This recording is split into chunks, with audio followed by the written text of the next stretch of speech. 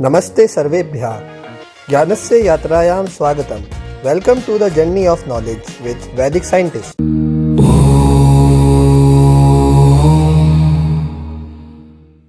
तो हमारे पहले चैप्टर को स्टार्ट करते हैं, जो कि है हमारा कोऑर्डिनेट ज्योमेट्री। अपडेटेड सिलेबस में हमारा पहला चैप्टर कोऑर्डिनेट ज्योमेट्री है, जो कि पुरानी बुक्स में तीसरा चैप्टर कुछ हुआ करता था। कोऑर्डिनेट ज्योमेट्री के पहले हम यूज सीखेंगे और मेन टॉपिक सीखेंगे, और वीडियो में बिल्कुल एंड तक बने रहिएगा, क्योंकि अपडेटेड सिलेबस के हिसाब से जो नई चीज़ एनसीईआरटी ने इस बार इंट्रोड्यूस की है वो मैंने बिल्कुल एंड में रखी है। उसके बारे में भी हम डिटेल में बात करेंगे। वो हमारे मैथ्स के रिगार्डिंग कितना इंपॉर्टेंट है या नहीं वो मैं नहीं जानता, पर एज एन इंडियन वो आपको बिल्कुल देखनी चाहिए। मैंने एंड में उस चीज़ को रखा है, आप उसको ज़रूर देखिएगा। अभी चैप्टर स्टार्ट करते हैं। पहले हम ये देखते हैं कि कोऑर्डिनेट ज्योमेट्री का यूज़ क्या है। कोऑर्डिनेट ज्योमेट्री की वो ब्रांच है जो हमारे को किसी भी चीज़ की स्पेस में पोजीशन को बताने में मदद करती है। स्पेस क्या होता है, पोजीशन क्या होती है, अभी सबके बारे में डिटेल में बात करेंगे। पहले बात करते हैं हमारे पहले टॉपिक पॉइंट ऑफ रेफरेंस के बारे में। पॉइंट ऑफ रेफरेंस क्या होता है? अब मान लीजिए अभी जब मैं ये वीडियो शूट कर रहा हूँ, अभी अप्रैल का महीना चल रहा है और जहाँ मैं रहता हूँ वहाँ पर बहुत गर्मी है। तो एक गर्मी के इस गर्म मौसम में एक एग्जांपल लेते हैं कि एक बच्चा ए और एक बच्चा बी पार्क में बैठे हुए हैं। अभी हम पॉइंट ऑफ रेफरेंस समझ रहे हैं, ठीक है। एक बच्चा ए और एक बच्चा बी पार्क में बैठे हुए हैं। यहाँ पर है वाटर कूलर, बहुत गर्मी का मौसम हो रहा है। यहाँ पर एक वाटर कूलर है और यहाँ पर है एक कोल्ड ड्रिंक की दुकान, ठीक है। इन दोनों को गर्मी लग रही है, प्यास लग रही है, दोनों अपनी अपनी जगह पर जाके पी सकते हैं। यहाँ मैं खड़ा हूँ तुम लोगों का सर, ठीक है। मैंने एक सवाल पूछा दोनों से कि कोल्ड ड्रिंक की दुकान पास है या दूर है। तो ए ने बोला कोल्ड ड्रिंक की दुकान सर पास है, और बी ने बोला कि सर कोल्ड ड्रिंक की दुकान दूर है। मैथ्स में कभी भी एक सवाल के दो आंसर नहीं निकल सकते। अगर मैं इन दोनों से पूछूं 2+2 क्या होता है, तो दोनों मिलके बोलेंगे 4। पर मैंने एक से पूछा कोल्ड ड्रिंक की दुकान पास है या दूर है, तो एक बोलता है पास है, एक बोलता है दूर है। तो ये तो कॉन्ट्रडिक्शन में आ जाती है ना चीज़, कि मैं किसकी बात को सही मानूं। तो बोले सर ये क्या फालतू की बात चल रही है, आप अपने से देख लो ना कि आपके हिसाब से कौन पास है, आपके हिसाब से कौन दूर है। तो ये जो हिसाब वाली चीज़ होती है ना, यही होता है पॉइंट ऑफ रेफरेंस। तो आज के बाद कोऑर्डिनेट ज्योमेट्री में या फिर मैथ्स में जब भी हम कोऑर्डिनेट ज्योमेट्री का यूज़ करेंगे, या फिजिक्स में भी इनफैक्ट किसी भी डोमेन में, हमारे पास एक पॉइंट ऑफ रेफरेंस होना चाहिए कि हम जो चीज़ नाप रहे हैं, चाहे वो पोजीशन हो, दूरी हो, स्पीड हो, या कुछ भी हो, उसका एक पॉइंट ऑफ रेफरेंस होना चाहिए। मतलब एक पॉइंट होना चाहिए जहाँ से हम उस चीज़ को नापें, ताकि चाहे वो ए हो, चाहे वो तुम्हारे सर हो, या चाहे बी हो, उन तीनों की कैलकुलेशंस का आंसर सेम आए। तो हमारे पास एक क्या होना चाहिए, पॉइंट ऑफ रेफरेंस होना चाहिए। अच्छा सर, ये बात हमारे को समझ आती है कि एक पॉइंट ऑफ रेफरेंस होना चाहिए। तो मैं क्या करूँगा, मैं तीनों को, खुद को और इन दोनों को एक जगह पर बुला लूँगा। मान लेते थे हम तीनों ए के पास चले गए। अब मैं ये सवाल पूछूं कि कोल्ड ड्रिंक की दुकान पास है या दूर है वाटर कूलर से, तो अब हम तीनों एक ही जवाब देंगे कि कोल्ड ड्रिंक की दुकान पास है और वाटर कूलर दूर है, ठीक है। तो अब हमारा पॉइंट ऑफ रेफरेंस क्या हो गया, जहाँ पर हम तीनों मिलके खड़े हैं। आज के बाद इस चीज़ को हम बोलेंगे ओरिजिन। ओरिजिन मतलब जहाँ से हमारी कैलकुलेशन शुरू होती है। ओरिजिन का मतलब ये होता है शुरुआत।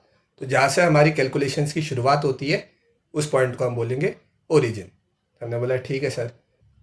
अब इसी चीज़ को मैंने और बढ़ाया और मैंने बोला कि ए और बी को अभी ये नई चीज़ पता चल गई कि अब हम जब भी कोऑर्डिनेट ज्योमेट्री में किसी भी चीज़ की दूरी निकालेंगे, किसी भी चीज़ की पोजीशन निकालेंगे, तो एक जगह फिक्स करके निकालेंगे। तो ये दोनों खड़े हो गए एक जगह पर, और इस पॉइंट को इन्होंने बोल दिया ओरिजिन। अब मैंने बोला अपनी गर्दन बिल्कुल घुमाने की ज़रूरत नहीं है और बिल्कुल सीधा देखना है, और मेरे को बताना है कि पार्क में जो चीज़ें मौजूद है उनकी पोजीशंस क्या क्या है। तो इन्होंने बोला ठीक है, सर ने बोला है सामने देखना है बिल्कुल, और सामने इन्होंने देखना शुरू किया। तो इनको पहली चीज़ मिली, इन्होंने बिल्कुल सीधा देखना है, ठीक है। तो इनको पहली चीज़ मिली जो कि 8 मीटर दूर पे थी, एक बेंच। ठीक है, फिर इन्होंने थोड़ा और देखा तो 10 मीटर दूर पर इनको मिला एक फवारा। ठीक है, इनको एक फवारा मिला। 15 मीटर दूर पर इनको मिला एक पेड़। और इन्होंने मजाक ही मजाक में एक नया कॉन्सेप्ट सीख लिया जिसको बोलते हैं एक्स एक्सेस। तो जब भी हम हॉरिजॉन्टल मतलब बिल्कुल सीधा देख के सामने की चीज को नापेंगे तो उसको हम किस पे शो करेंगे, एक्स एक्सेस पे शो करेंगे। इसको ऐसे समझिए कि हमने ओरिजिन से एक लाइन आगे को खींच दी और उसको बराबर टुकड़ों में बांट लिया, एक एक यूनिट के। यहाँ पर हमारे पास पार्क है तो हम मीटर में बात कर सकते हैं। अगर मान लीजिए यही चीज़ मैं आपको टेबल पे करने को बोलता कि आपने एक टेबल पे यहाँ पर आपने ओरिजिन मार्क कर लिया है जहाँ से आप अपनी चीज़ों को कैलकुलेट करेंगे। यहाँ पर आपने एक अपना कप रख दिया है, यहाँ पर आपने अपना ग्लास रख दिया, यहाँ पर आपने चम्मच रख दिया है। तो क्या आप अब इसको मीटर पे नाप सकते हैं? नहीं, क्योंकि टेबल खुद ही 1-2 मीटर की होगी, तो उसमें तो मीटर में नहीं नाप सकते। तो अब इसको किस में नापेंगे? सेंटीमीटर में। तो जिस जगह पर हम अपनी पोजीशंस को और दूरियों को नाप रहे हैं ना, उसके ऊपर डिपेंड करेगा कि यूनिट क्या होगी, मीटर या सेंटीमीटर या फिर कुछ और। तो हम उसको यूनिट बोलेंगे। यहाँ पार्क था तो मीटर बोल के चल रहे थे। तो एक्स एक्सेस क्या है कि ओरिजिन से आपने एक सीधी लाइन खींच दी और उसके बराबर टुकड़े कर दिए कुछ यूनिट को ध्यान में रखते हुए। ये 1 unit, 2 unit, 3 unit, 4 unit, 5 unit, 6 unit, ऐसे करते करते। और आपकी जौन सी भी चीज़ जहाँ पर थी आपने उसकी वहाँ पर पोजीशन मार्क कर दी। ठीक है, तो यहाँ से आता है आपका एक्स एक्सेस पे। अब जिनको ये टॉपिक थोड़ा आता होगा ना, बोला सर आपने तो आधी अधूरी बात करी है, एक्स एक्सेस तो और भी बड़ा होता है, तो उसकी भी बात कर लेते हैं, नेगेटिव एक्स एक्सेस। अब बात क्या हुई, यही है, मैंने अब ए और बी को दोबारा एक टास्क दे दिया कि ठीक है भाई आपने ये तो बड़ा अच्छे से कर लिया एक्स एक्सेस की बात। अब मैंने ए को घुमा दिया, अब बोला कि तुम अब पीछे की चीज़ें देखो, और बी अभी भी वही चीज़ देख रहा है। तो बी के 8 मीटर पे क्या था? बेंच थी। और 10 मीटर पे क्या था? फाउंटेन था। ठीक है, अब ए पीछे मुड़ता है और ए पीछे मुड़ के देखता है कि 8 मीटर पे क्या है, उसके 8 मीटर पे एक झूला था। ठीक है, पार्क में थे तो एक झूला था। अब मैं दोबारा इनके बीच में आ गया और इनसे सवाल पूछा कि 8 मीटर पे क्या है, 8 मीटर पर क्या है? तो बी ने तो बोला बेंच है और ए ने बोला झूला है। मैं किसकी बात को सच मानूं? बोल तो दोनों ही सही रहे कि 8-8 मीटर पर उनसे बेंच और झूला है। तो मैथ्स में दोबारा ये चीज़ की दिक्कत ना आए कि कॉन्ट्रडिक्शन आ जाए कि एक ही सवाल के दो अलग अलग आंसर आ रहे हैं। तो हमने बोल दिया कि भाई आज से इसको हम पॉजिटिव साइड मान लेंगे और इसको नेगेटिव साइड मान लेंगे। तो ए से अब जो दूरी नापी जा रही है वो नेगेटिव है और बी से जो दूरी नापी जा रही है वो पॉजिटिव है। तब मेरे को सवाल क्या पूछना चाहिए कि पॉजिटिव 8 मीटर पे क्या है? तो दोनों का आंसर क्या होगा? बेंच है पॉजिटिव 8 मीटर पे। और मैं पूछता हूँ नेगेटिव 8 मीटर पे क्या है? तो सवाल क्या होगा? झूला है नेगेटिव 8 मीटर पे। तो ये होता है नेगेटिव एक्स एक्सेस। तो हमारा ओरिजिन क्या है? ये रहा। तो इसको मैं नीचे डेमोन्स्ट्रेट करता हूँ आपको। ओरिजिन हमारे बीच का पॉइंट है। ओरिजिन के ये कौन सी साइड हो गई आपकी? राइट हुई ना? नहीं, लेफ्ट। ओरिजिन की तरफ पीट करो आप अपनी और तब देखो ओरिजिन के लेफ्ट में पॉजिटिव होगा और ओरिजिन के राइट में नेगेटिव होगा। ये होती है हमारी पूरी एक्स एक्सेस। अब इसमें हम कैसे देखेंगे? वही बराबर यूनिट 1 2 3 4 5 यहाँ से बढ़ते हुए ऑर्डर में जाएगा। यहाँ से -1 -2 -3 -4 -5। अब ये फोटो मैंने क्यों लगाई है? ऐसे ही नहीं लगाई है, कुछ इसका रीज़न है। मान लीजिए आज से 60-70 साल बाद जब आप पढ़ लिख लिए, आपके दोस्त है सारे बुजुर्ग, आप पार्क में गए। ठीक है, आप इनमें से ये है थके हारे से। अब आप देख रहे हैं ये भंडारे की लाइन है, आप देख रहे कि मेरे दोस्त कितने आगे हैं मेरे से और कितने पीछे है, ताकि हम सब मिलके बाद में आराम से खा सके। अब आपका एक दोस्त है यहाँ पर और एक दोस्त है आपसे पीछे यहाँ पर। तो आप पोजीशन बताइए अपने दोस्तों की मेरे को। आपका आगे वाला दोस्त कितने पोजीशन पे है? ये 1 2 3 4। तो इस दोस्त की पोजीशन क्या है? +4। और आपके पीछे वाले दोस्त की पोजीशन क्या होगी? -1 -2 -3। आपका पीछे वाला दोस्त कौन सी पोजीशन पे है, -3 की पोजीशन पे है, और आप क्या हो, आप हो 0। ठीक है, जहाँ से गिनती शुरू होती है वो 0 होता है, आप 0 नहीं है, आपकी पोजीशन 0 है। ठीक है, आ जाते हैं अब नेक्स्ट टॉपिक पे। अब वाई एक्सिस तो आपको बहुत अब एक्स एक्सिस तो आपको बहुत अच्छे से समझ आ गया है। अब बारी है वाई एक्सिस की। अब मैंने उनको बोला था आपको अपनी गर्दन नहीं घुमानी है, ए और बी को। तो ए अपने सामने देख रहा था, बी अपने सामने देख रहा था। ए को घुमा दिया था तो वो माइनस एक्स एक्सिस को देख रहा था।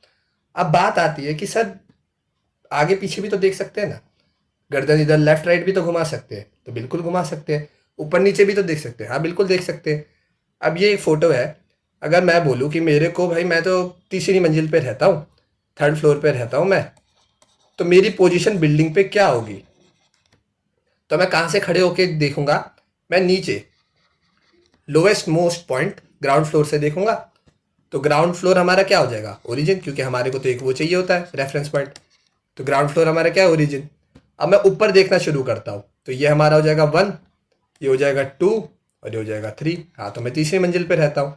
तो अब जो हमारी एक्सेस बनेगी, लाइन बनेगी, वो कैसी बनेगी, वो बनेगी सीधी सीधी ऊपर की तरफ में 1 2 3। तो मैं अपना कहाँ मार्क कर लूँगा पोजीशन 3 पे, कि मैं 3rd फ्लोर पे रहता हूँ। अब हमने एक्स एक्सेस में भी ये देखा था कि दूसरी साइड पर भी तो नंबर्स होते हैं, तो इसमें भी क्या दूसरी साइड पे होंगे, हाँ बिल्कुल होंगे। अगर मैं अपने बेसमेंट को मार्क करना चाहता बिल्डिंग के, तो ये मेरा ओरिजिन हो जाता, ऊपर की साइड हो जाती 1 2 3। और अगर मेरे बेसमेंट में भी फ्लोर होते तो -1 -2 -3 ऐसे नीचे की साइड पे हो जाता। ठीक है, तो जो हमारा एक्स एक्सेस था वो कौन सी पोजीशन को मार्क करने में मदद करता था, हमारी हॉरिजॉन्टल पोजीशन को। कि अगर हमारे को स्पेस अभी मैंने आपको नहीं समझाया, स्पेस और प्लेन, पर मैं ये बोलूँगा कि हॉरिजॉन्टल में हमारे को कोई भी मार्क करना है तो किस पे करेंगे पोजीशन, एक्स एक्सेस पे। और वर्टिकल में हमारे को कोई पोजीशन मार्क करनी है तो किस में करेंगे, वाई एक्सेस पे। चलो इतनी बात आपको समझ आई। और एक तीसरी चीज़ और हमने समझी थी, वो क्या है, रेफरेंस पॉइंट, जिसको बोलते हैं ओरिजिन, रेफरेंस पॉइंट। ठीक है, अब बात आती है 2D प्लेन की। ये 2D प्लेन क्या है। अब आप बोलेंगे कि सर हमने तो सुना हम 3D प्लेन में रहते हैं, पर हम क्या पढ़ रहे हैं, ज्योमेट्री, वो भी प्लेनर ज्योमेट्री। सर्कल आप हवा में नहीं बनाते, पेज पे बनाते। और पेज क्या होता है, 2 डायमेंशन। 2 डायमेंशन मतलब जिसमें हमारे को बस 2 जगह पर आने जाने की इजाज़त होती है। 2 जगह मतलब आगे पीछे, ऊपर नीचे। मतलब इसको ऐसे समझ सकते हैं, आगे पीछे और लेफ्ट राइट, ऊपर नीचे नहीं बोलूँगा, आगे पीछे और लेफ्ट राइट। कंपास देखा आपने, कंपास में 4 डायरेक्शन होती है, नॉर्थ, साउथ, ईस्ट और वेस्ट, है ना। इसमें हमारे को कहाँ कहाँ जाने की इजाज़त है, हमारे को प्लेन पे, आगे पीछे, लेफ्ट राइट। अब इसका हमारे कोऑर्डिनेट ज्योमेट्री से क्या लेना देना। अब ये दोनों आपको जो लाइन मैंने बना के दिखाई है, ये आपको कुछ देखी देखी सी नहीं लग रही। इसको मैं हटा देता हूँ। ये और कुछ नहीं, ये हमारा प्लेन है जिसमें हमने हमारी जो 2 एक्सेस हमने पढ़ी उनको मिक्स करके लगा दिया है। जैसे कि ये हमारा एक्स एक्सेस और ये हमारा वाई एक्सेस, और जिस पॉइंट पे ये इंटरसेक्ट कर रहे हैं, जहाँ पर एक दूसरे को काट रहे हैं, वो और कुछ नहीं, हमारा क्या है, ओरिजिन। तो हम 2D प्लेन तक भी पहुँच गए हैं। जहाँ पर भी एक्स एक्सेस और वाई एक्सेस मिलते हैं वो हमारा ओरिजिन है, और इसी एक्स एक्सेस और वाई एक्सेस से क्या बनता है, हमारा 2D प्लेन बनता है। अब इसका यूज़ क्या है, इसका यूज़ मैं आपको बताता हूँ। ये हो गया हमारा 1, ये हो गया 2, ये हो गया 3, ये हो गया 4, ये हो गया -1 -2 -3 -4। अब ये दोनों लाइन के ऊपर एरो लगाने का क्या मतलब है, ये दोनों तरफ बढ़ सकते हैं। लाइन है ना, ये दोनों तरफ बढ़ सकती है, तो आप इस पे इनफाइनाइट पॉइंट्स मार्क कर सकते हैं। तो ये हो गया 1, ये हो गया 2, ये हो गया 3, ये हो गया 4, ये हो गया -1, ये हो गया -2, ये हो गया -3, ये हो गया -4। ठीक है, तो अब इस पे कोई भी एक पॉइंट मेरे को देखना है। मान लीजिए मेरा कोई सामान यहाँ पड़ा है, तो ये मेरा क्या पॉइंट हो जाएगा, ये मैं बोल दूंगा कि मेरा एक्स एक्सेस पे प्लस का 3 है, पॉजिटिव एक्स एक्सेस का 3 है, प्लस का 3 है। बोले ठीक है। और अगर मेरा कोई आइटम यहाँ पड़ा होता तो बोलता है अरे सर ये तो बहुत आसान है, ये होगा पॉजिटिव वाई एक्सेस का 2। ठीक है, यहाँ पर कुछ पड़ा है तो सर ये तो और आसान है, नेगेटिव वाई एक्सेस का 4 मतलब वाई का -4। ये क्या हो जाएगा, ये हो जाएगा वाई का -1। ठीक है, ये चीज़ हमारे को समझ आई। और सॉरी, ये वाई का नहीं होगा, एक्स का होगा, एक्स का -4 और ये वाई का -1। ठीक है, अब मैं इसको हटाता हूँ। इतना आसान होती मैथ्स तो फिर क्या ही बात थी। अब मैंने बोला कि चलो ठीक है, ये पूरा तुम्हारा कमरा है, तुम्हारे को आगे पीछे देखने पे और लेफ्ट राइट देखने पे तो पॉइंट मिल जाते हैं। अब जरूरी थोड़ी है कि तुम्हारे आगे पीछे लेफ्ट राइट पे चीज़ें हो।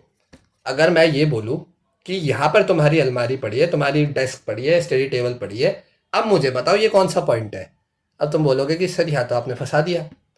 अगर ये चीज़ नीचे होती, यहाँ होती, तो मैं बोल देता ये एक्स का 3 है प्लस वाला। और अगर ये चीज़ यहाँ ना होकर यहाँ होती तो मैं बोल देता ये वाई का प्लस का 1 है। तो मैं बोला देखो तुमने खुद ही अपना आंसर देने में एक नया कॉन्सेप्ट सीख लिया। बोले सर ये क्या बात हुई, इसकी पोजीशन खुद बता दी तुमने। ये क्या है, ये और कुछ नहीं है, ये है कि अगर तुम इसका इसके पोजीशन कैसे बता पा रहे हो तुम, कि अगर सर हम x में 3 जाए तो हम इसके पास पहुंच जाते हैं, और फिर हम y में 1 जाए तो हम इसके ऊपर ही पहुंच जाते हैं। तो इसकी पोजीशन क्या हुई, इसकी पोजीशन हुई x का 3 और y का 1। और 2 डायमेंशन में तुम एक चीज नहीं बोलोगे x और y, तुम दोनों बोलोगे कि x में 3 है और y का 1 है। अच्छा ठीक है सर, और इसको कॉमा के साथ लिखना होता है। कॉमा के साथ कैसे, कि बताने के लिए ये 3 1 है। ठीक है, अब यहाँ पर एक इंटरेस्टिंग चीज़ और आती है। लो इसको दोबारा ए और बी को बुलाते हैं, उससे समझ आ जाएगा। तो मैंने ए और बी को दोबारा बुलाया, इसको मैं हटा देता हूँ थोड़ी देर के लिए। इसको मैं क्या करता हूँ, हाँ एक पॉइंट मैंने मार्क किया यहाँ पर, ठीक है, और एक पॉइंट मैंने मार्क किया यहाँ पर, ये और ये और ये। ठीक है, मैंने ए और बी से बोला कि ए तुम ये वाला पॉइंट ले लो और बी तुम ये वाला पॉइंट ले लो। अब मेरे को बताओ कि इनकी पोजीशन क्या है, तुम्हारे वाले पॉइंट की। तो ए ने बोला कि सर आपने अभी समझाया कि इस पॉइंट तक मैं कैसे पहुंच सकता हूँ, इस पॉइंट तक मैं पहुंच सकता हूँ अगर मैं एक्स में 3 चलूँ और वाई में 2 चल दूँ। एक्स में 3 चलूँ और वाई में 2 चल दूँ, तो इस तक मैं पहुंच सकता हूँ। तो उसने मेरे को पोजीशन बताई कि एक्स का 3 है सर और वाई का 2 है, और सर ने कुछ कॉमा करके लिखा था तो 3,2 मैं लिख देता हूँ। मैं बोला ठीक है, सही बताई तुमने पोजीशन। बी ने बोला सर आपने बताया कि ये एक्स में 2 चला गया और वाई में 3 है, तो ये पोजीशन क्या हो गई इसकी, एक्स का 2 और वाई का 3। अब वो कंफ्यूज हो गया कि मैं किसको पहले लिखूँ, 2 को या 3 को या 3 को या 2 को। तो उसने ए का देखा कि उसने बड़ा वाला नंबर आगे लिख रखा है, तो उसने भी यहाँ पर लिख दिया 3,2, है ना। उसने भी यहाँ पर भी लिख दिया कि सर 3,2 बड़ा नंबर दिख रहा है, तो उसने सोचा कि बड़ा नंबर आगे अच्छा लगेगा, तो उसने 3,2 लगा दिया। और यहाँ पर बी हो गया गलत। गलत नहीं बोल सकते, उसने अपने हिसाब से तो सही लिखा, पर अब क्या एक टाइम पे ए बोल रहा है कि एक पॉइंट की पोजीशन है 3,2 और बी को बोल रहा है कि एक पॉइंट पे उसी पॉइंट की पोजीशन है 3,2, एक अलग पॉइंट की, सॉरी एक अलग पॉइंट की पोजीशन है 3,2। मतलब आप एक साथ अपने बेडरूम में भी हो सकते हैं, एक साथ अपने बाथरूम में भी हो सकते हैं। ये तो पॉसिबल नहीं है ना, अभी टेलीपोर्टेशन नहीं बना, ये पॉसिबल नहीं है। तो हमने मैथ्स में एक चीज़ दे दी कोऑर्डिनेट ज्योमेट्री के अंडर में, कि आज के बाद जब भी आपको पोजीशन लिखनी है किसी भी पॉइंट की, तो आप पहले उसकी एक्स पोजीशन लिखेंगे और फिर उसकी वाई पोजीशन लिखेंगे। तो ए ने तो एक्स पहले लिखा और वाई बाद में लिखा, तो ए ठीक था। तो बी भी गलत नहीं है, बी ने बस पोजीशंस गलत लिख दी है, बाकी निकाला तो उसने भी सही था। तो बी वाले पॉइंट की पोजीशन क्या हो जाएगी, 2,3, और ए वाले पॉइंट की पोजीशन क्या हो जाएगी, 3,2। समझे। एक और ले लेता हूँ मैं यहीं पर ही पॉइंट। मान लो इस पॉइंट की आप मेरे को बताओ, ये पॉइंट है सी, ये सी आपको बताना है। सी क्या हो जाएगी, आप बोलोगे कि इस सी पॉइंट तक पहुंचने के लिए मुझे एक्स में कितना चलना पड़ेगा, -3। ठीक है, तो एक्स में कितना चला, -3, और वाई में कितना चलना पड़ा, 1। वाई में चले 1, और सर ने बताया कि एक्स पहले लिखना वाई बाद में लिखना है। तो इस पॉइंट की पोजीशन क्या हो जाएगी, -3,1। और इतनी देर से जिस चीज़ को मैं पोजीशन बोल रहा हूँ, ये x, y वाली चीज़, इसी चीज़ को बोलते हैं कोऑर्डिनेट। और यहाँ से आपका चैप्टर का नाम कोऑर्डिनेट ज्योमेट्री आता है, और इसी सिस्टम को, पोजीशन बताने की पॉइंट की सिस्टम को बोलते हैं कोऑर्डिनेट सिस्टम। ठीक है, तो जो ये पूरी चीज़ है एक्स कॉमा वाई, इसको बोलते हैं कोऑर्डिनेट। आपने सुना होगा कई फिल्म्स में भी कि आपके कोऑर्डिनेट मिल गए हैं, किसी आतंकवादी को कोई वो ढूंढ रही थी एफबीआई या रॉ वगैरह, तो उसके कोऑर्डिनेट्स मिल जाते हैं उनको। कोऑर्डिनेट मतलब उनकी पोजीशन मिल जाती है कि वो कहाँ पर है। ठीक है, तो उसका आपको समझ आया, इसको कोऑर्डिनेट ऐसे ही बताते हैं। और ये एक्स कॉमा वाई है, इनको क्या बोलते हैं? अब इनके थोड़े पेचीदा से नाम होते हैं। अगर मैं कोई एक पॉइंट बोलूँ, जैसे ए, ये वाला पॉइंट है, फोटो में देखिए ग्रीन वाला पॉइंट 2,3 है। अब इसके ए वाले पॉइंट के कोऑर्डिनेट क्या हो गए? 2,3। मतलब ये x में 2 है और y में 3 है। मतलब मैं अगर x में 2 जाऊं और y में ऊपर की तरफ 3 चला जाऊं तो मैं a के पास पहुंच जाऊंगा। ठीक है, तो इसमें जो ये 2 है ना, इसको हम बोलेंगे इसका एब्सीसा। तो a का एब्सीसा क्या है? x वाला फैक्टर जो इसमें है कोऑर्डिनेट में 2, और 3 को आज से क्या बोलेंगे हम? ऑर्डिनेट। तो a का ऑर्डिनेट क्या है? 3। ठीक है, जो कोऑर्डिनेट में y वाला हिस्सा है वो ऑर्डिनेट, और जो x वाला हिस्सा है वो एब्सीसा। ये थोड़े अजीबोगरीब नाम आपको लग सकते हैं, पर क्वेश्चंस में ये आ सकते हैं, इसलिए मैंने आपको बता दिया। अब कुछ पॉइंट देख लीजिए आप, जैसे कि ये पर्पल वाला पॉइंट है, पर्पल वाला पॉइंट हमारा ओरिजिन है। हाँ, अब ओरिजिन का कोऑर्डिनेट बताओ आप मेरे को। उसमें दे रखा है 0,0, पर आपको पता होना चाहिए क्यों आया 0,0। मतलब ना मैं x में कहीं गया ना मैं y में कहीं गया, मैं अपने ओरिजिन पे ही था जहाँ से मैंने नापना शुरू किया। तो ओरिजिन के कोऑर्डिनेट क्या हो गए? 0,0। और ये रेड वाला क्या है? -3,1, ऐसा हम देख चुके हैं पीछे। और जो हम मार्क नहीं कर सकते, मतलब बीच के पॉइंट, उनको हम 0.5 में ले लेंगे, 1.5, 2.5 समथिंग। समझ गए? ओके। अब इसमें इस वाले का आप मेरे को बताइए, नहीं इसका नहीं, मैं इस पे ही मार्क कर देता हूँ जो हमारे पास फोटो है। इसका बताइए आप मेरे को, ये जो मैंने बताया है, ये एक्स नहीं बोलते, इसको बोलते सी। ये जो सी वाला पॉइंट है, इसका आप मेरे को बताइए क्या होगा कोऑर्डिनेट। ये वाले पेन से नहीं दिख रहा तो मैं रेड पेन से बता देता हूँ इसको। ये सी वाले पॉइंट का कोऑर्डिनेट बताइए मेरे को। अब आप बोलोगे सर ये चीज़ क्या है? ये हम कर चुके हैं। जब हम आगे की साइड पे देखते हैं तो हमारे को पता है ये एक्स का 3 है। पर अब आप बोलोगे कि इसमें तो भरना होता है सर, एक्स में तो हमने 3 डाल दिया, वाई में क्या डाले? वाई में आप चले हो? नहीं चले ना, तो वाई की वैल्यू यहाँ पर क्या आ जाएगी? 0। गुड। और वहीं पर ही अगर ये वाला पॉइंट होता तो, कौन सा वाला? ये वाला पॉइंट, ये वाला कहाँ मार्क करें? इस पे मार्क कर लेते हैं, ये वाला। ये मेरे को आप डी वाला पॉइंट बताइए जिसको मैंने रेड से मार्क किया है। डी वाला पॉइंट, डी वाला पॉइंट बताइए जिसको रेड से मार्क किया है। अब डी में आप बोलोगे कि सर हम वाई में चले -2, तो हमारे कोऑर्डिनेट में ये तो -2 हो जाएगा। ये वाला किस पॉइंट के लिए बताया था? सी वाले के लिए, और ये डी वाले का बता रहे हो। ठीक है, तो वाई में तो -2 डाल देंगे, एक्स में क्या डालेंगे? तो अब एक्स में चले हो आप? नहीं चले, तो एक्स में क्या आ जाएगा? 0 आ जाएगा।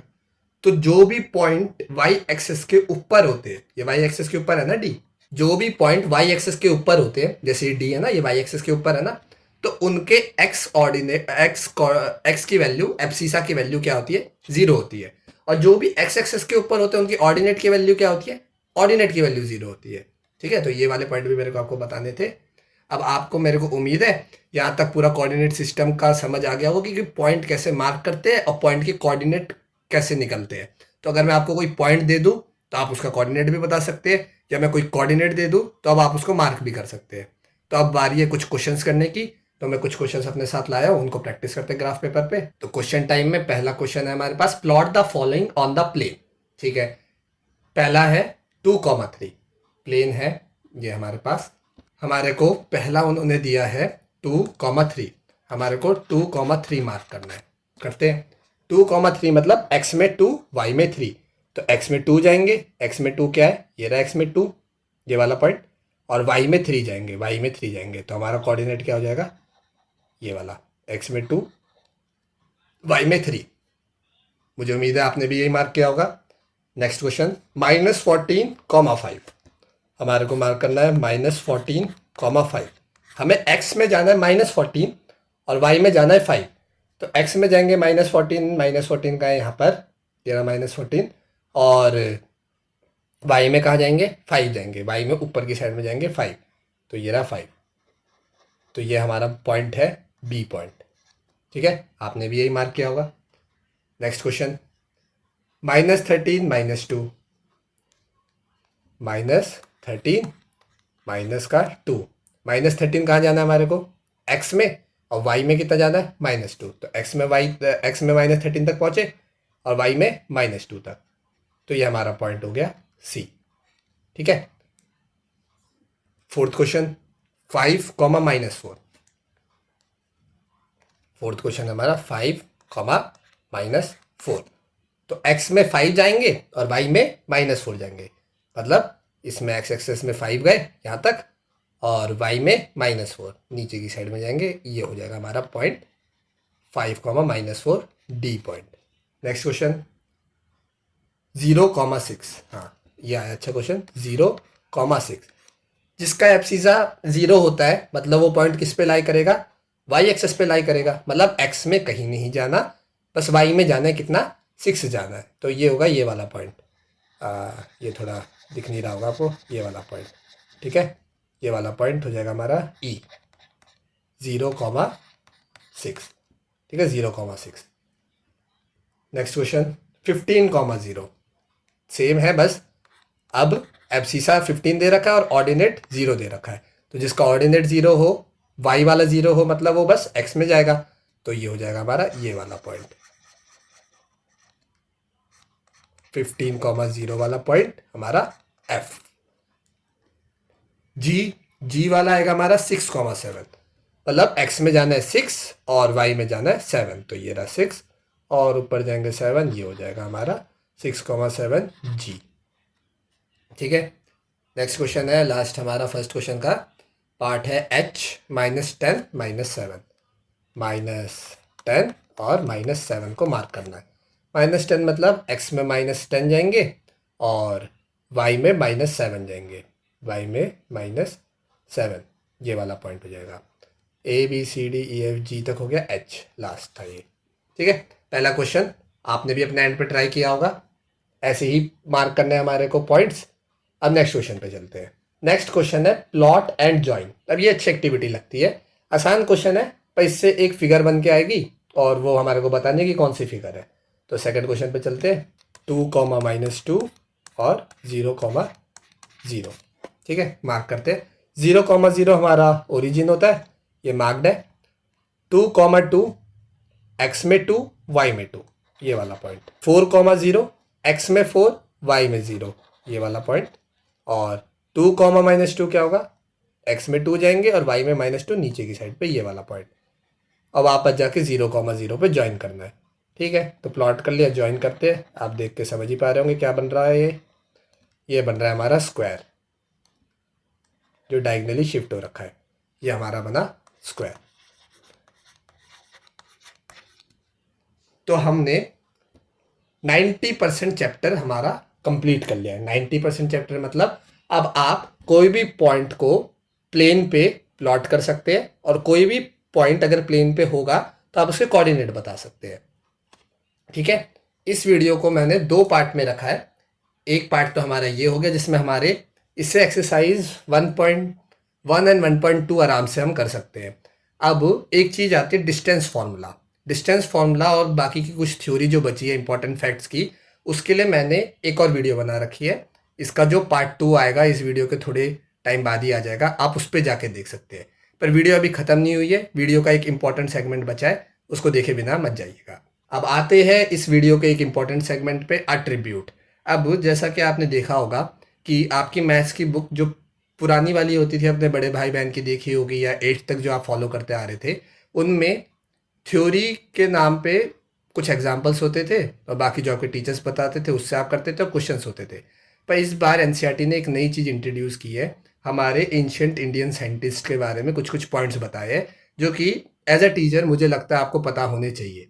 मैंने आपको चैप्टर का ग्लिम्स और चैप्टर के इंपॉर्टेंट चीज़ें जो होती है बहुत अच्छे से पहले समझा दी है, क्वेश्चंस बता दिए। पर एक ट्रिब्यूट जो हमारे इंडियन साइंटिस्ट जो मॉडर्न वर्ल्ड के साइंटिस्टों के नाम पे कहीं खो गए उनका नाम, क्योंकि हम इंडियंस ने उनकी एज अ अच्छी ब्रांडिंग नहीं करी, ये कह सकते हैं, या हम उनको भुला चुके हैं। तो उनको हमने बस एक ऐसा ऋषि मुनि या बाबा टाइप के लोग समझ के छोड़ दिया। और मुझे लगता है कि मेरे चैनल का नाम वैदिक साइंटिस्ट मैंने रखा, और अभी एनसीईआरटी का सिलेबस आया है जिस हिसाब से, और जिसमें हमारे वैदिक साइंटिस्ट्स के बारे में ही बता रहे हैं, हमारे को मैथमेटिशियंस के बारे में बता रहे हैं, जिन्होंने वेदों के या उस टाइम के अपने जो उस टाइम पे कल्चर था उसके बेसिस पे साइंस और मैथ्स को डेवलप किया, उनके बारे में भी हमारे को जानना चाहिए। अब इस चैप्टर कोऑर्डिनेट ज्योमेट्री से रिलेटेड कुछ साइंटिस्ट हमारी बुक में थे, उससे मैंने एक्सट्रैक्ट निकाला है, और उन साइंटिस्ट के बारे में आपको कुछ कुछ पता होना चाहिए, वो मैं बताने जा रहा हूँ। ठीक है, तो the idea of grid based thinking, grid मतलब जो अभी आपने देखा ना ग्राफ पेपर पे ऐसे डब्बे डब्बे से बने हुए थे, मैं चेंज कर लेता हूँ, डब्बे डब्बे से, इनको बोलते हैं ग्रिड बेस्ड, कि मतलब बॉक्स बॉक्स टाइप के। या आपने बहुत पहले से देखा, आपने कहीं ना कहीं तो सुना होगा अगर आपने हिस्ट्री पढ़ी होगी, कि ग्रिड बेस्ड थिंकिंग कब आ गई थी हमारी सिविलाइजेशन में, in the deep roots in Bharat. अब देखो ये एक बड़ी अच्छी चीज़ लगी मेरे को, मैं पेन चेंज कर लेता हूँ। भारत, इन्होंने देखो इसमें कहीं ना कहीं कल्चर, क्योंकि किताबें जो होती है हमारी हिस्ट्री की हो गई, इनफैक्ट हम मैथ्स की किताबों में भी आप देख पा रहे हैं, ये कल्चरल शिफ्ट लाना चाह रहे हैं। जैसे हम अभी ब्रिटिशर्स के उससे बाहर आए, कुछ 100 साल होने वाले हमारे को, 77 78 होने वाले हमारे को रफली। तो अब हम डेवलप्ड नेशन की तरफ पहुँचे, तो हमारे को पता होना चाहिए कि हम है कौन। हमारे को अपने एक नेशनलिस्ट फीलिंग और एक हमारा कल्चरल रूट्स हमारे को पता होने चाहिए। तो हम अपने आप को कैसे आइडेंटिफाई करते हैं वो हमारे को पता होना चाहिए। तो यहाँ पर कैसे इन्होंने बिल्कुल स्मार्टली यूज़ किया है Bharat, thousands of years of ये deep roots in Bharat. India use नहीं किया है, भारत यूज़ किया है, क्योंकि आपने कहीं ना कहीं सुना होगा कि इंडिया वो नाम हमारे को ग्रीक लोगों ने दिया है, क्योंकि वो सिंधु और हिंदू बोल नहीं पाते थे, तो इंदु इंदु बोल के वो इंडिया बन गया। तो यहाँ पे देखो इन्होंने कहीं ना कहीं भारत इसलिए यूज़ कर रखा है।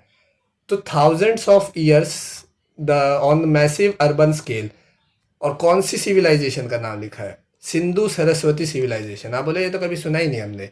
हड़प्पा सिविलाइजेशन सुना, इंडस वैली सिविलाइजेशन सुना, इंडस हमारा शब्द नहीं है, इंडस भी वहीं का ही है, ग्रीक लोगों का। हम क्या बोलते थे, सिंधु सरस्वती सिविलाइजेशन। तो कितने अच्छे से इन्होंने यहाँ पर इसका क्या नाम यूज़ किया, Sindhu Saraswati civilization. Where city streets were constructed with striking precision, north south and east west direction. वही नॉर्थ साउथ की और ईस्ट वेस्ट डायरेक्शन। ये जो प्लानिंग होती है, टाउन प्लानिंग होती है, ये भी इसी कोऑर्डिनेट ज्योमेट्री के बेसिस पे ही होती है, कि कौन सा घर कहाँ बनेगा, कहाँ से गली छोड़नी है, कहाँ से नाला निकालना है, वो सब भी कोऑर्डिनेट सिस्टम के बेसिस पे ही होता है। अब merchant could find a shop और अ वेयर हाउस, हाँ वही पता लग जाए ताकि। अब यहाँ पर आते हैं पहले साइंटिस्ट का नाम, जिनकी फोटो यहाँ पर बगल में आपको मिलती है, कि जो ये कोऑर्डिनेट ज्योमेट्री आज की है ना, ये कभी पॉसिबल ही नहीं हो पाती अगर बौद्धयान, बौद्धयान आप बोलेगे ये नाम क्या है, कभी सुना नहीं हमने। आपकी गलती नहीं है, हमारी बुक्स आज तक के जो भी सिलेबस था उसमें इनके नाम कभी जिक्र में ही नहीं आए। ये तो सबने सुना होगा, पाइथागोरस थ्योरम, 8th क्लास में भी आया था। पाइथागोरस थ्योरम क्या कहता है कि कोई भी राइट एंगल ट्रायंगल का परपेंडिकुलर का स्क्वायर में अगर बेस का स्क्वायर जोड़ देते हैं तो हाइपोटेनस का स्क्वायर आ जाता है। अभी ट्रायंगल की क्लास नहीं है तो उसमें ज़्यादा बात नहीं करूँगा, पर जो ये इतना इंपॉर्टेंट थ्योरम है जो बच्चों के मुंह पे ऐसे रटा होता है, किसके नाम से रटा होता है, पाइथागोरस के नाम से रटा होता है। ऐसा नहीं कह रहा कि पाइथागोरस ने इसमें कोई योगदान नहीं दिया, पर उनसे कहीं पहले बौद्धयान नाम के हमारे एक वैदिक मैथमेटिशियन थे, जो वेदों से पढ़ के वैदिक मैथ्स पे काम करते हुए उन्होंने इसके जन्मदाता थे, किसके, पाइथागोरस थ्योरम के, पाइथागोरस के पैदा होने से कई साल पहले। तो इनका नाम हमारे को याद होना चाहिए, बौद्धयान। तो आज के बाद जब भी हम इस थ्योरम का जिक्र करेंगे तो पाइथागोरस को तो इज्जत देंगे ही, पर उनसे पहले वाले बौद्धयान का भी नाम लेंगे आज के बाद से। ठीक है, तो बौद्धयान पाइथागोरस थ्योरम अगर आया ही नहीं होता तो कोऑर्डिनेट ज्योमेट्री को उसकी फाउंडेशन मिलती ही नहीं। ये आपको कैसे समझ आएगा कि डिस्टेंस फॉर्मूला जो हम पढ़ेंगे ना अगले थ्योरी वाले चैप्टर में, उसमें समझ आएगा कि पाइथागोरस नहीं, बौद्धयान पाइथागोरस थ्योरम का क्या इंपॉर्टेंस है। नेक्स्ट साइंटिस्ट पे चलते हैं। हाँ, putting the coordinate on earth surface letter become important for navigation. उस टाइम पे तो बस वो जब टाउन प्लानिंग कर रहे थे तो उसके लिए तो इम्पोर्टेंट था ही कोऑर्डिनेट ज्योमेट्री, पर इसके लिए ज़्यादा इंपॉर्टेंट बन गया जब लोगों ने नेविगेशन शुरू करा, लोगों ने ट्रैवल करना शुरू किया। तो एंशंट वर्ल्ड में आप बिलीव नहीं करेंगे, उस टाइम पे उज्जैनी पड़ता है, उज्जैन तो सबने सुना होगा, कई व्यूअर्स उज्जैन से भी होंगे हमारे, वो कमेंट सेक्शन में बताएंगे। उज्जैनी हमारा उस टाइम पे बहुत इंपॉर्टेंट एंशंट वर्ल्ड में ऐसा कैपिटल टाइप का था, जैसे दिल्ली और वो है ना, दिल्ली इंद्रप्रस्थ बोला जाता था, कोलकाता मुंबई, वैसे उज्जैनी का बहुत नाम था। एक वो कल्चरली रिच जगह थी और स्पिरिचुअली रिच जगह थी। विक्रमादित्य, राजा विक्रमादित्य आपने सुना होगा, राजा भोज सुना होगा, सारे इसी जगह से आते हैं। उज्जैनी उस टाइम पे इतना इंपॉर्टेंट था कि उससे हमने, अब मैंने बोला आपको पॉइंट ऑफ रेफरेंस माना जाता है कोई भी चीज़ को कैलकुलेट करने के लिए, तो एज अ इंडियन जितने भी साइंटिस्ट थे उन्होंने उज्जैनी को एक प्राइम मेरिडियन बनाया। प्राइम मेरिडियन मतलब देखिए यहाँ पर लिखा हुआ है, Ujjaini were described in ancient world at least fourth century BC. कितना पुरानी, जब क्राइस्ट पैदा भी नहीं हुए थे उससे पहले के टाइम पे, 400 साल पहले। इन द अर्ली सिद्धांतास, उस टाइम पे जो आज हम थ्योरम बोलते हैं वहाँ पर सिद्धांता बोला जाता था। सेंट्रल लॉन्गिट्यूड मेरिडियन, कि हम उज्जैनी को क्या मान के चलेंगे, सेंट्रल लॉन्गिट्यूड मेरिडियन, और उसके हिसाब से हम कोऑर्डिनेट डिसाइड करेंगे। तो हमारा ओरिजिन क्या होगा, उज्जैनी। आज के टाइम पे कमेंट सेक्शन में बताइए प्राइम मेरिडियन कहाँ पर है। जिनकी हम अब मैच पढ़ रहे हैं उन लोगों ने अपना प्राइम मेरिडियन सेट कर दिया, और उनसे कई साल पहले जो प्राइम मेरिडियन सेट हुआ था उसको आज कोई जानता ही नहीं, पर इस बुक्स के थ्रू अब हमारे को पता चल रहा है। तो कौन थे उस एंशिएंट वर्ल्ड के प्राइम मेरिडियन, उज्जैनी। और ऐसा नहीं इंडिया वाले ही मानते थे ना, इंडिया वाले ही नहीं मानते थे, ग्रीक मैथमेटिशियन टॉलमी, पटॉलमी, जो भी प्रोनाउंसिएशन है, आई अपोलोजाइज अगर प्रोनाउंसिएशन गलत है तो। जो हमारे साइंटिस्ट मैथमेटिशियन है ग्रीक, जिनकी फोटो नीचे लगी हुई है, इन्होंने भी, जो हिपैकरस नाम के उस टाइम के मैथमेटिशियन या हिस्टोरियन थे ये, तो उनके वर्क्स में भी इनको लैटिट्यूड और लॉन्गिट्यूड की जो डिस्क्रिप्शन है ना, उसमें उन्होंने प्राइम मेरिडियन का नाम लिया है ओजाइन। ओजाइन और कुछ नहीं, उस टाइम का उज्जैनी था। जो इंडिया से नॉलेज ग्रीक तक गया ना, उन्होंने भी उज्जैनी को ही प्राइम मेरिडियन मान के कैलकुलेशन करी। और जो आर्यभट्ट थे, इनको तो कौन नहीं जानता, इनके नाम है, पर क्या आप बोधियान को जानते थे? अब से जान जाएंगे, आपने वीडियो देख ली, अपनी बुक पढ़ ली है, अब आप जान जाएंगे। लोग तो बस ज़मीनों पे नेविगेशन कर रहे थे, आर्यभट्ट ने तो कॉर्ड्स, और जो ये ग्रीक में कॉर्ड्स यूज़ होते हैं, सर्कल के जो होते हैं ना, एक पॉइंट को दूसरे पॉइंट से जोड़ती है लाइन, उसको कॉर्ड बोलते हैं, उसको साइंस से रिप्लेस कर दिया। साइंस होते हैं एंगुलर मेजर्स, आगे बड़ी क्लास का है, तो उन्होंने एंगुलर मेजर्स कर दिया। वो अब नॉर्मल सिटी और ये नेविगेशन के लिए कोऑर्डिनेट्स नहीं, उन्होंने तो डायरेक्ट इसको यूनिवर्सल लेवल पे ले गए कि अर्थ से हम स्टार्स की पोजीशन कैसे निकाल देंगे कोऑर्डिनेट पे। तो सोचो कितने बड़े मैथमेटिशियंस हमारे देश में रहे, और हम क्या यूज़ करते हैं, पाइथागोरस थ्योरम, नहीं बौद्धियान पाइथागोरस थ्योरम। आज से उन्होंने सेलेस्टियल मैप बना दिया, मतलब जो तारों का होता है ना हॉरोस्कोप टाइप के लिए, तो उनके स्टार्स की, प्लैनेट्स की पोजीशन निकालने के लिए, वो भी तो पोजीशन ही तो है, उसके लिए भी उन्होंने अपना कोऑर्डिनेट सिस्टम बना दिया। नेक्स्ट आते हैं ब्रह्मगुप्त। अब हमने तो ए और बी का एग्जाम्पल लिया कि आगे वाले को पॉजिटिव और पीछे वाले को नेगेटिव बोल देंगे, कितना आसानी से बोल दिया। उस टाइम पे जब मैथ्स डेवलप हो रही थी, किसी के दिमाग में चीज़ें नहीं थी, तो ये नेगेटिव एक्सेस की चीज़ें आती ही नहीं अगर ये वाले साइड मैथमेटिशियन, जिनका नाम है ब्रह्मगुप्त, जिनकी फोटो यहाँ लगी हुई है, अगर इन्होंने एलजेब्रा में नेगेटिव नंबर्स नाम की एंटिटीज दी ही नहीं होती। उस टाइम तक जीरो ही कई सिविलाइजेशंस को नहीं पता था, वो 1 1 1 2 1 मतलब एक एक लाइन खींच खींच के गिनती करते थे। इंडिया में उस टाइम पे जीरो तो था, पर इन्होंने एक लेवल और आगे चीज़ बढ़ा दी कि जीरो से अगर हम कम की बात करें तो नेगेटिव चीज़ें भी इन्होंने, नेगेटिव वैल्यूज़ भी इन्होंने अलजेब्रा में दी, और उससे नेगेटिव एक्सेस बनी। और यही नॉलेज है इंडिया से यहाँ गया सऊदी अरेबिया, और सऊदी अरेबिया से मतलब अरेबिया के साइड अरेबिक रीजन्स में, और यहाँ से पूरे यूरोप में फैल गया। और आज यूरोपियंस अपने आप को डेवलप मानते हैं, पर नॉलेज असली कहाँ से निकला था, इंडिया से। अरब गया, अरब में वहाँ पर कई स्कॉलर्स थे, अल-बुरूनी, जो इंडिया में ट्रैवल करने भी आए थे, उन्होंने ये सिद्धांतों की पढ़ाई की थी, और उसको लेके फिर अरब में गए। उन्होंने अपना एस्ट्रो लैब, वहाँ पर एक डिवाइस होता है, उसको फिक्स किया इंडिया के पढ़ाई के हिसाब से। उमार खयम, ये अरेबिक मैथमेटिशियन है, इन्होंने ये इंडियन डेसिमल सिस्टम में एक्सपर्ट थे, इंडियन डेसिमल सिस्टम में एक्सपर्ट थे अरेबिको के। अलजेब्रा को फॉर्मुलाइज किया वहाँ पर, और फर्स्ट मैथमेटिशियन थे जिन्होंने अलजेब्रिक प्रॉब्लम्स को ज्योमेट्री के बेसिस पे सॉल्व किया। तो मतलब हमारी एनसीईआरटी में बस हमारे को इंडियन साइंटिस्ट नहीं, अरेबिक मैथमेटिशियंस के बारे में भी बताया जा रहा है। फिर ये चीज़ जब इवेंचुअली यूरोप में पहुंची, 12th सेंचुरी, हम अभी क्या बात कर रहे थे, क्राइस्ट के पैदा होने से 400 साल पहले। और यूरोप में कब पहुंची, क्राइस्ट के पैदा होने के 1200 साल बाद, 1200 साल बाद। तब वहाँ के मैथमेटिशियन जैसे फेरमैट और रेने डेस्कारेट, प्रोनाउंसिएशन के लिए दोबारा सॉरी, उन्होंने इसके बारे में जब पढ़ना शुरू किया तब उन्होंने 2 डायमेंशनल प्लेन को दिया कि हम कैसे 2 एक्सिस के बीच में पॉइंट्स को रिप्रेजेंट कर सकते हैं, जिसको आज हम कोऑर्डिनेट ज्योमेट्री में पढ़ रहे हैं, सिंप्लीफाइड वर्जन। ठीक है। और जो प्लेन मैंने पीछे जिसको प्लेन 2D प्लेन बोल रहे हैं ना, उनका इन साइंटिस्ट के नाम पे अब नाम पड़ गया कार्टेशियन प्लेन। इस मैथमेटिशियन के नाम पे नाम पड़ गया कार्टेशियन प्लेन। ठीक है। तो आपको कई बुक्स में कार्टेशियन प्लेन भी देखने को मिल जाएगा, वो इन साइंटिस्ट के नाम पे। ओके। तो ये सारी स्लाइड्स का एंड था। आपको उम्मीद है कि चैप्टर भी समझ आया होगा, और जो एक आपके लिए मैंने सरप्राइज नोट पे हमारे साइंटिस्ट को ट्रिब्यूट दिया है वो भी आपको पसंद आया होगा। अगर आपका चैप्टर से रिगार्डिंग कोई भी डाउट है, आप भी कोई इन्फॉर्मेशन शेयर करना चाहते हैं regarding to ancient scientist and mathematician, तो कमेंट सेक्शन खुला है आप लोगों के लिए, जाके आप शेयर कीजिए।